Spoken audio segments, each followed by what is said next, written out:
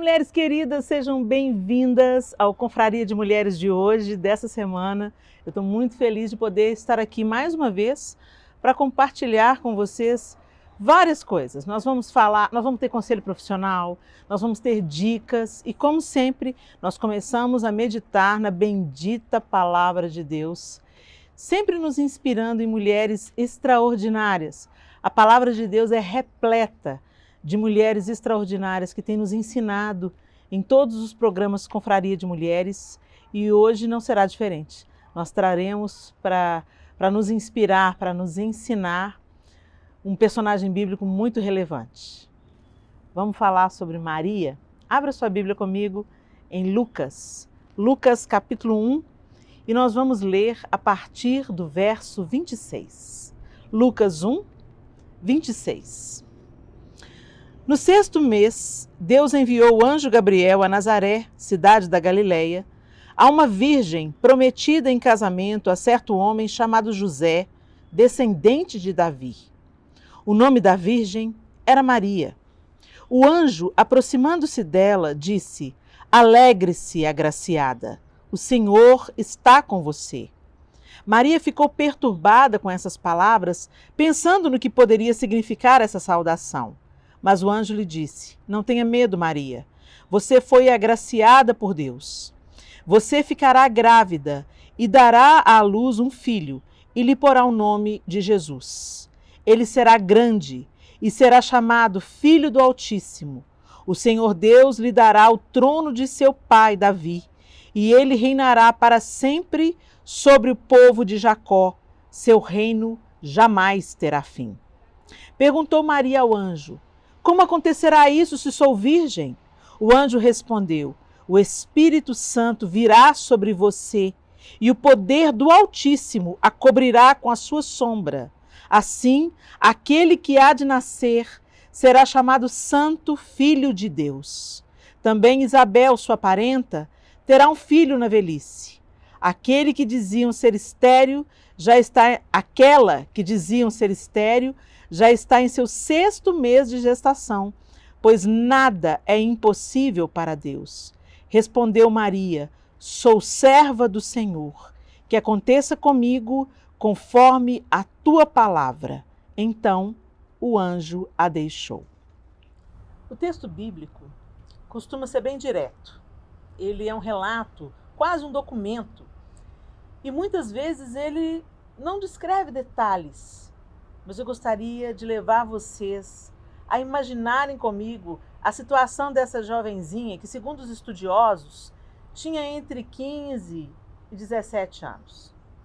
Imagina comigo, ela já estava prometida em casamento a José. Interessante que Deus não levanta apenas Maria para essa missão, mas também José. Porque a linhagem de Davi vem por José. A profecia se cumpre em Jesus sendo um descendente de Davi, vindo da casa de Davi, o Messias, através da vida de José. É lindo isso, não é? E Maria, então, recebe essa árdua missão. Gente, vamos imaginar aquela situação. A menina conta para o noivo que está grávida e que o que nela foi gerado foi pelo poder de Deus. Será que José acreditou imediatamente? Será que José teve dúvidas? Acredito que sim, porque a palavra de Deus diz, no texto mais adiante, que José planejou deixá-la secretamente, não a querendo infamar. Ou seja, ele iria tomar a responsabilidade para si, como se ele tivesse tomado posse da esposa, né, antes do tempo, e a tivesse abandonado. Ele ia chamar para si a responsabilidade. Ele iria deixá-la secretamente para não a infamar. Mas o anjo do Senhor também aparece a José e diz a ele o plano de Deus, dizendo: "Não tema receber Maria por sua esposa, porque o que nela foi gerado foi pelo Espírito Santo." Mas eu queria chamar a atenção de vocês aqui para a coragem de Maria. Como ela confiou em Deus plenamente e disse sim ao plano de Deus. Imediatamente depois de receber a notícia do anjo e fazer ao anjo as perguntas que ela queria, mas como isso vai acontecer? Se eu nunca estive com homem algum, se eu sou virgem, como é que eu vou ficar grávida? E o anjo, sem entrar em muitos detalhes, diz, olha, o poder do Altíssimo te envolverá e você vai ficar grávida. E como que ela responde isso? Ela diz assim, olha, sou serva do Senhor, que aconteça comigo conforme a tua palavra. Então o anjo a deixou. Olha isso. Nós não sabemos exatamente por que Deus escolheu Maria, por que Deus escolheu essa jovenzinha, mas certamente, na sua onisciência, ele escolheu a melhor pessoa. Imediatamente ela responde de uma maneira submissa. Submissa. Essa palavra, ela tomou uma conotação tão negativa, né? Submissa. Virou, ela é sinônimo nos nossos dias de se tornar subserviente, de segunda categoria, sem personalidade, anulada, escravizada. É esse sentido, esse significado que muitas vezes tem a palavra submissa. Mas, segundo a palavra de Deus, quando a gente observa, quando o próprio povo de Deus é convocado, sujeitando-vos uns aos outros, submetendo-vos uns aos outros, fala muito de uma atitude de humildade, fala muito de uma atitude de respeito, fala muito de uma atitude de concordância. E não demanda, não disputa, não peleja, não desafio. Veja bem, eu não quero aqui fazer apologia a nenhum tipo de abuso de autoridade, nenhum tipo de autoritarismo, de abuso de nenhuma natureza. Nós estamos nos atendo aqui ao texto bíblico. E a gente vê Maria como esse exemplo de submissão, de acolhimento à vontade de Deus. Imagina a barra que ela enfrentou. Pouca idade, noiva com um rapaz que ainda não a tinha desposado. Aquela cidade, eles eram de Nazaré, gente. Nazaré até hoje é uma vila, é uma cidadezinha pequena. Todos têm notícia de tudo. Imagina naquela época, aquele vilarejo, vendo a barriga de Maria crescer e fazendo as contas. Imagina. O burburinho, diz que me disse, casou rápido demais. O que será que aconteceu? Naquela situação, ela poderia ser até apedrejada, porque ela já estava prometida, né, para José. Se José fala, esse filho não é meu, ela poderia ser apedrejada. Ia se caracterizar como adultério. Terrível, terrível. Mas ela não pensou nisso. Ela confiou e se submeteu. Ela acolheu ao propósito de Deus para a sua vida. E isso é lindo. E isso fala muito do coração e do fervor, da intimidade, da abnegação de Maria. E a gente? Será que nós estamos dispostas a acolher o propósito de Deus para nós? O dela foi dificílimo, gente. Parece algo muito glamuroso, né? Uau! Deus a escolheu para ser mãe, para gerar o filho dele no ventre e depois cuidar desse filho. Mas você já imaginou, gente, a dor de Maria, sem saber o destino de Jesus? Quando ela começou a ver ali os desdobramentos da cruz, do Calvário, ela estava ali assistindo tudo. A gente nunca vai saber, né? Exatamente o que passou pelo coração de Maria. Mas o fato é que ela estava disponível, ela estava disposta, ela corajosamente acolheu o propósito de Deus para ela. Ela disse sim, ela disse, eis aqui a serva do Senhor, que se faça comigo conforme a vontade dele. E muitas vezes nós brigamos com Deus. Nós demandamos com Deus, nós falamos, não, Deus não faz assim não, faz assado. A gente quer dar ordens para Deus, a gente quer que seja de outro jeito. Deus tem um propósito para a gente foge desse propósito. Conhece alguém assim? Eu conheço. Pessoas que passaram a vida inteira fugindo do propósito de Deus para elas.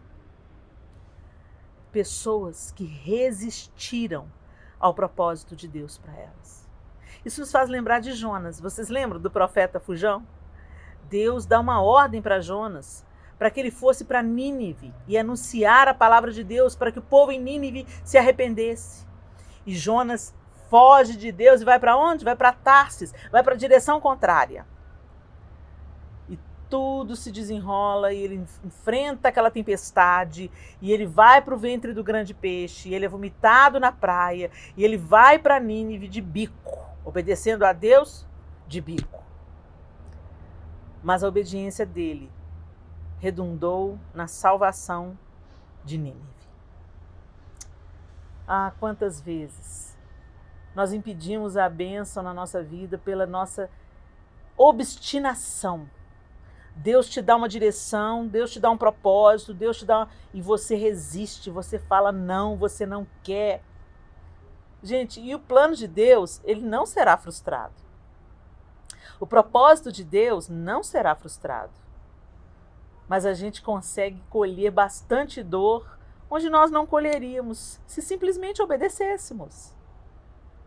Eu fico imaginando o povo atravessando o deserto. Deus prometeu. Deus iria levá-los para Canaã. Mas quando chegaram ali e observaram a terra, duvidaram, não confiaram.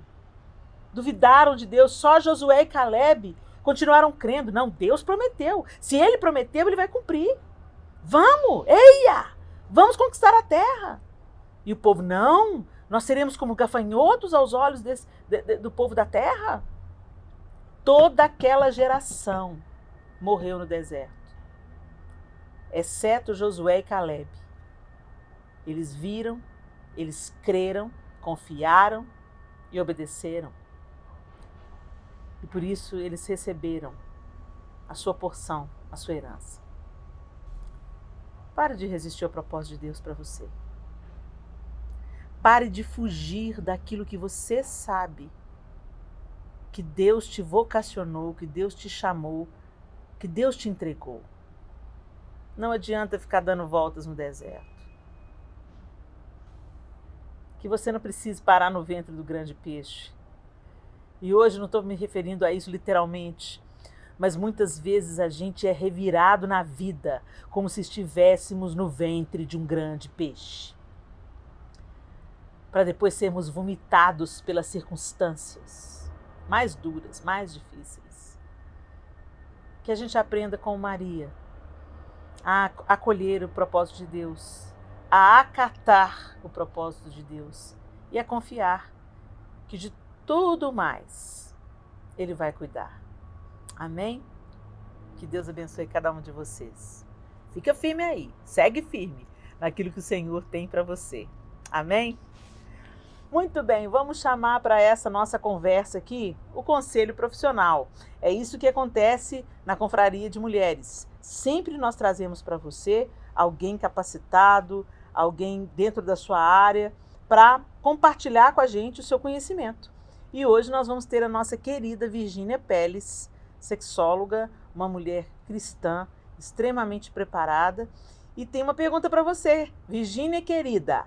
A pergunta de hoje é: como a mulher pode conhecer o seu próprio corpo de forma saudável e correta?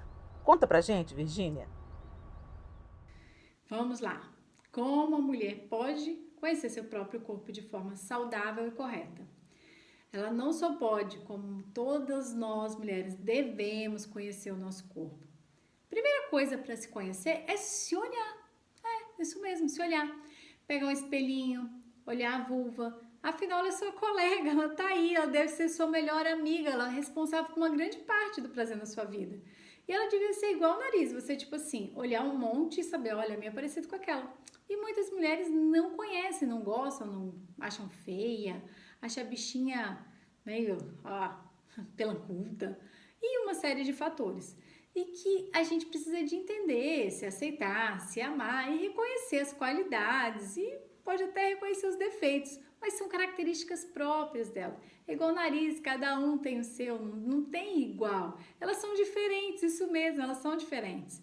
Então a gente precisa de entender isso, o odor, o cheiro, o aspecto, são totalmente diferentes. E a gente vai se conhecer como? Se olhando, é o primeiro passo. Entender, conhecer o tamanho do seu clitóris, conhecer o formato da sua vulva, entender como que funciona, porque o prazer, ele é maravilhoso. E a gente só vai conseguir obter conhecendo. Quem tem o clitóris um pouquinho mais avantajado vai ter uma facilidade maior para ter o prazer. Quem tem o clitóris um pouquinho reduzido vai ter uma dificuldade a mais. E aí ela precisa de investir mais tempo, ela precisa se dedicar mais.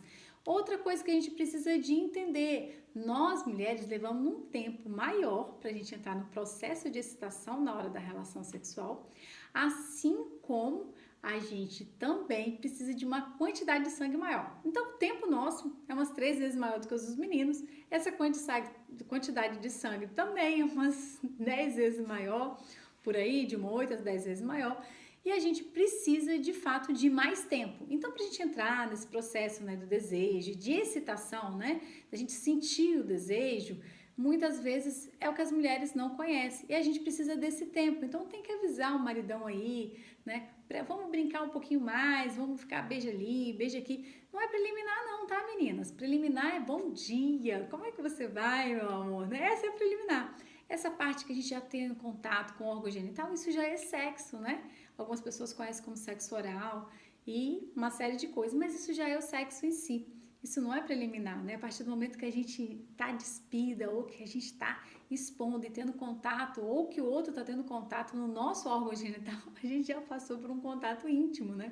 Então a gente já começou. Então a gente precisa se descobrir. E é muito legal a gente se descobrir e se permitir dentro da vida a dois, né? É permitir ser tocada, é permitir ser cheirada, é permitir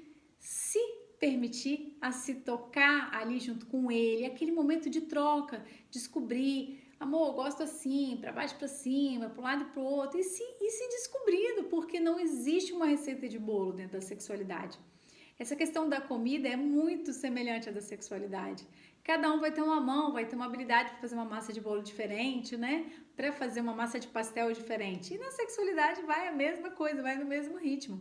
Às vezes a gente vai ter uma habilidade de sentir prazer de uma forma que a colega ou que uma conhecida não vai ter. A amiga vai falar, gostei disso. Nem sempre você vai gostar da mesma coisa. E você só vai descobrir aquilo que de fato você gosta se permitindo ser tocada, tocando o seu marido, descobrindo zonas erógenas. Zonas erógenas são áreas que a gente sente excitação, atrás da orelha, no pescoço, o mamilo, o umbigo, atrás do joelho, no bíceps. São tantas áreas inexploradas muitas vezes, porque a gente simplesmente não se permite, a gente não se propõe a sentir esse prazer da vida dois. A gente não prioriza.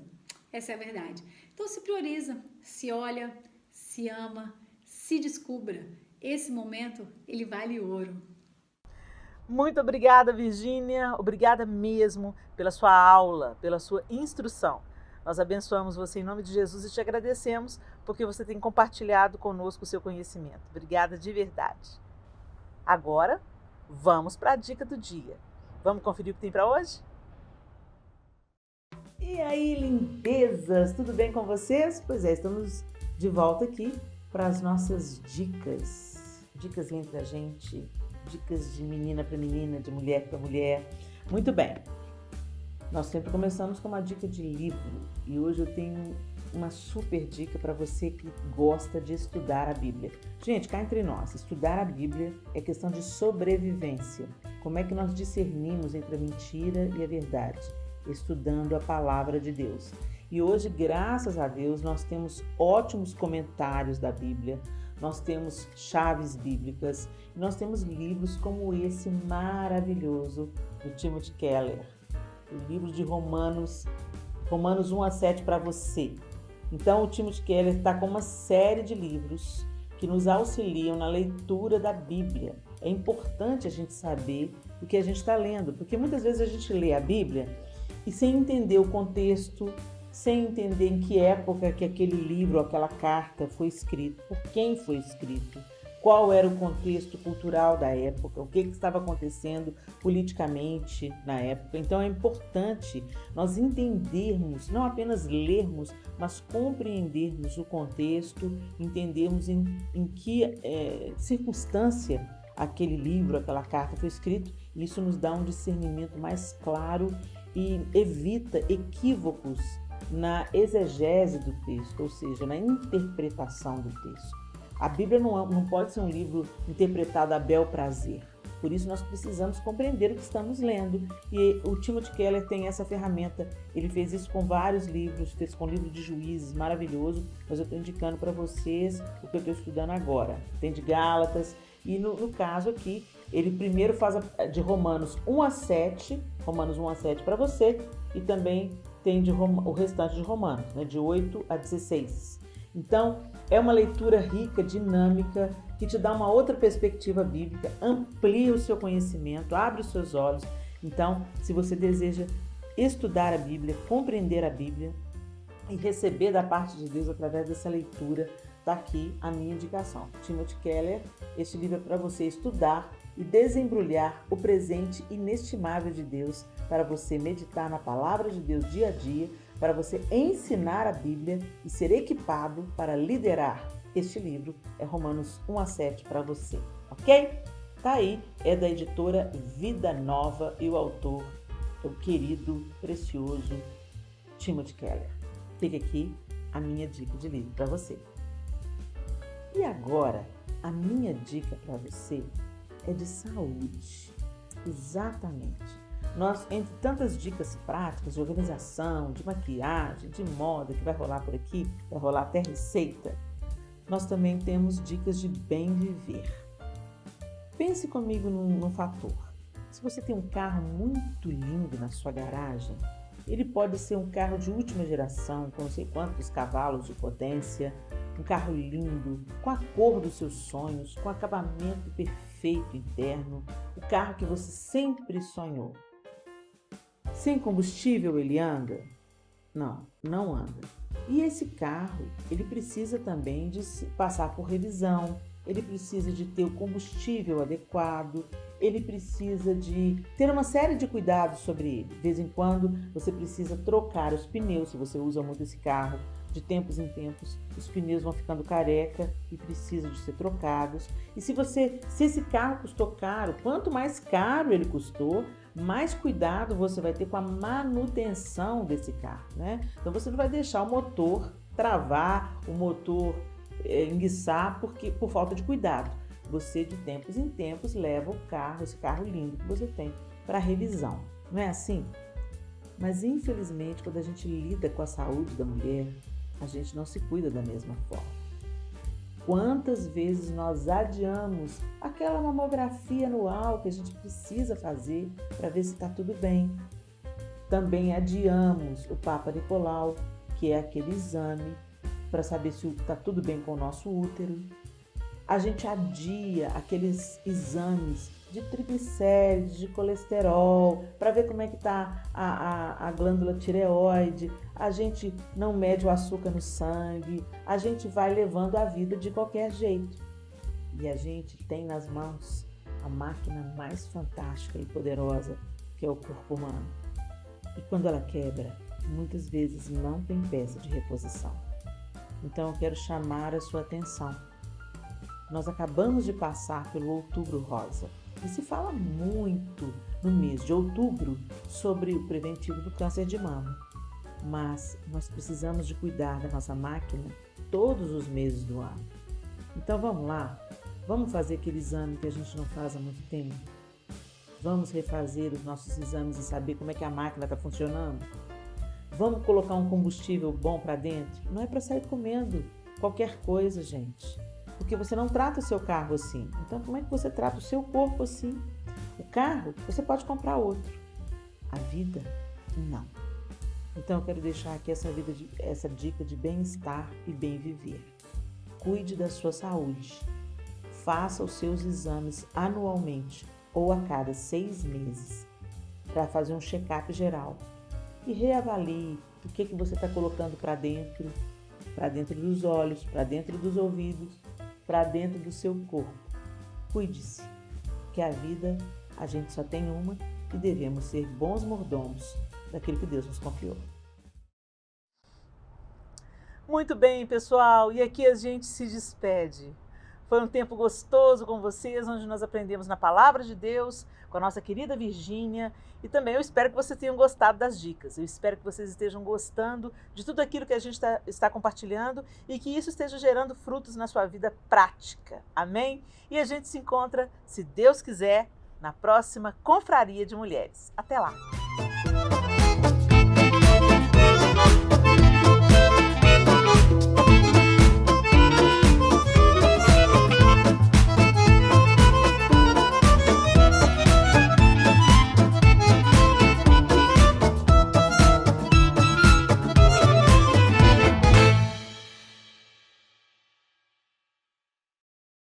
Até lá!